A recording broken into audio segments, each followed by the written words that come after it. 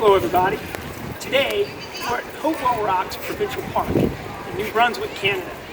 And this is the Landmark Show. Hopewell Rocks is a really special place where once and sometimes twice a day you can take a walk on the ocean floor due to the huge change in the ocean level due to the tides. Where you go to the beach is nothing like what goes on here. So it's worth your time to take a trip up to New Brunswick and check this place out. So here at Hopewell Rocks, the rocks are sedimentary. It's largely mudstone and conglomerate type. Lots of unsorted, different sized sediment make up the rocks here. Right now, we're walking on what will be covered by about 20 feet of water by tomorrow morning. This is late in the day. Low tide was at about 3:30 in the afternoon, and tomorrow will be about 11 a.m. High tide will be earlier in the morning. You see the ocean's out there. It's really muddy due to the sediment being suspended as the tide comes in and out. The tidal range here is somewhere around 50 to 60 feet. You can see that this is a pretty popular attraction. It's part of the New Brunswick Provincial Park system. Lots of people come here to see this amazing tidal shift that occurs every day.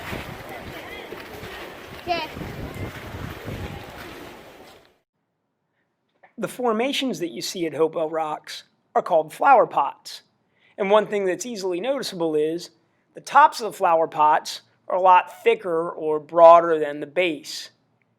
And of course, the reason for that is the bases have been eroded away due to the constant coming in and going out of the tide.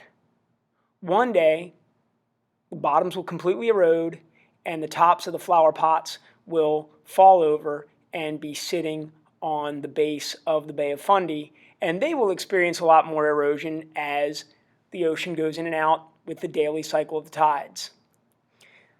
The formations tend to be about 40, 50, maybe up to 60 feet tall. Now, just to let you know,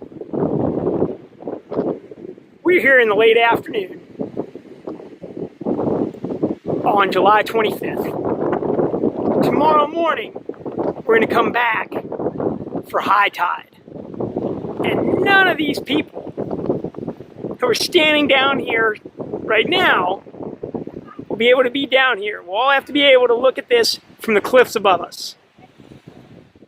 While you're at Hopewell Rocks, make sure you make your way down to the water's edge. You can leg out across the bay, and you'll be able to see Nova Scotia. Head south, and you'll go towards Bay of Fundy National Park.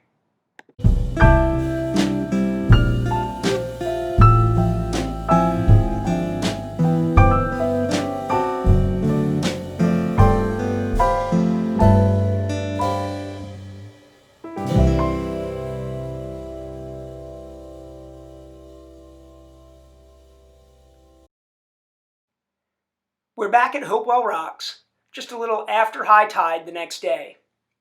Since then, the water's come up about 40 feet, or 13 feet per hour, or about 4 meters per hour.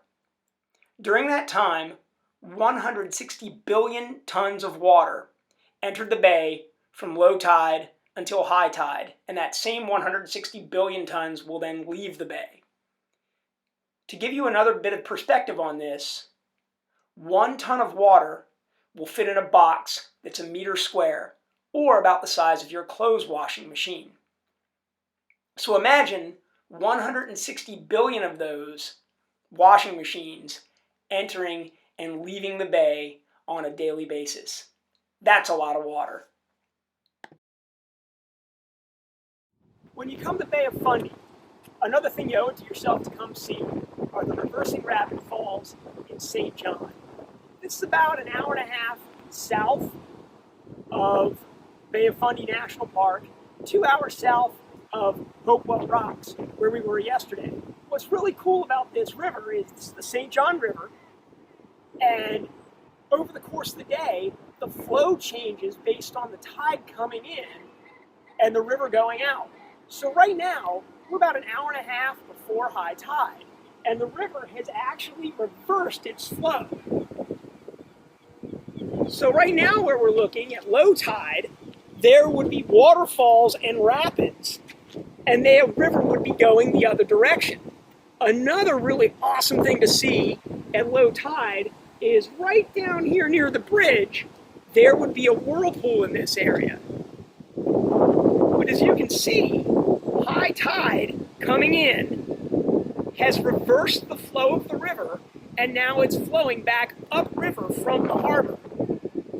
This is only navigable by boats during 1 or 2 times a day when there's what's called slack tide, when the high tide and the low tide, the low tide actually kind of reverse each other, so the flow of the river and the incoming tide stop the river flow and boats can navigate the falls that are here. Other times a day, you can't use the river. So while you're here, take a few minutes, maybe twice a day, if you get the chance, and come see the Reversing Rabbit Falls in the city of St. John.